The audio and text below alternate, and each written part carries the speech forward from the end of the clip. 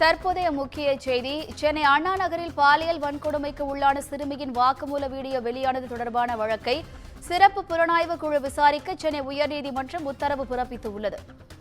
சென்னை பெருநகர காவல் இணை ஆணையர் சரோஜ்குமார் தாக்கூர் தலைமையிலான குழு விசாரிக்க உத்தரவு பிறப்பிக்கப்பட்டுள்ளது. குற்றப்பத்திரிகை தாக்கல் செய்வதற்கான அனுமதியை விரைந்து பெற நடவடிக்கை எடுக்க நீதிபதிகள் உத்தரவிட்டுள்ளனர். இழப்பீடு கோரி மனு தாக்கல் செய்ய பாதிக்கப்பட்ட சிறுமியின் தாயாருக்கு சென்னை உயர்நீதிமன்றம் அனுமதி வழங்கியுள்ளது.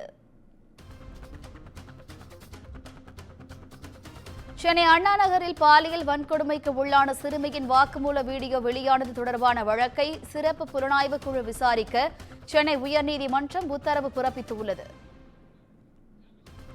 கூடுதல் விவரங்களை தலைமைச் செய்தியாளர் சிவா வழங்க கேட்கலாம். வணக்கம் சிவா, கூடுதல் விவரங்கள்.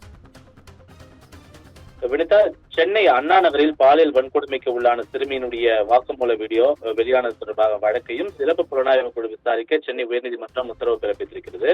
சென்னை அண்ணா நகரைச் சேர்ந்த 10 வயது சிறுமி பாலியல் வன்கொடுமை செய்யப்பட்டது குறித்து புகார் அளிக்க சென்ற பெற்றோரை அண்ணா நகர் அனைத்து மகளிர் போலீசார் தாக்கியது தொடர்பாக தாமாக முன்வந்து விசாரணைக்கு எடுத்த வழக்கை விசாரித்த சென்னை உயர்நீதிமன்றம் இந்த விசாரணையை சிபிஐக்கு மாற்றி உத்தரவு பிறப்பித்திருந்தது. இந்த உத்தரவை எதிர்த்து தமிழ்நாடு அரசு தாக்கல் செய்த மனுவை விசாரித்த உச்சநீதிமன்றம் சிபிஐ விசாரணைக்கு மாற்றிய சென்னை உயர்நீதிமன்ற உத்தரவுக்கு தடை விதித்ததோடு சென்னை பெருநகர காவல் இணை ஆணையர் சரோஜ்குமார் தாக்கூர் தலைமையில ஆவடி சரக சட்டம் ஒழுங்கு துணை ஆணையர் ஐமான் ஜமால், அதே போன்று சேலம் மாநகர வடக்கு துணை ஆணையர் பிருந்தா அடங்கிய சிறப்பு புலனாய்வு குழு அமைத்து உத்தரவு பிறப்பித்தது. இந்த குழு தனது விசாரணை அறிக்கையை வாரந்தோறும் சென்னை உயர்நீதிமன்றத்தில் தாக்கல் செய்ய வேண்டும் என்றும் உச்சநீதிமன்றம் உத்தரவிட்டிருந்தது. இந்த வழக்கு நீதிபதிகள் சுப்பிரமணியன் மற்றும் குமரப்பன் ஆகியோர் கொண்ட அமர்வுகளை இன்று மீண்டும் விசாரணைக்கு வந்தபோது ஆஜரான கூடுதல் குற்றவியல் வழக்கறிஞர் ராஜ் திலக் இந்த வழக்கு தொடர்பாக கைது செய்யப்பட்டுள்ள காவல் ஆய்வாளர் ராஜு, அதிமுக முன்னாள் நிர்வாகி சுதாகர், முக்கிய குற்றவாளி சதீஷ் ஆகியோர் மீதான வரைவு குற்றப்பத்திரிகை தயாராக இருப்பதாக அதனை தாக்கல் செய்திருந்தனர்.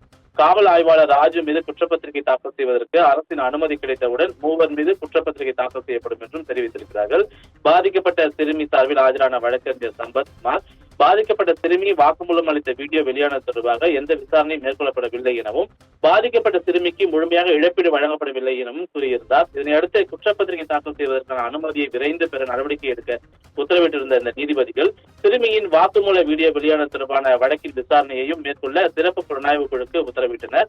இழப்பீடு கோரி மனு தாக்கல் செய்து பாதிக்கப்பட்ட சிறுமியினுடைய தாயாருக்கும் அனுமதி அளித்து நீதிபதிகள் உத்தரவு பிறப்பித்திருக்கிறார்கள். வினிதா,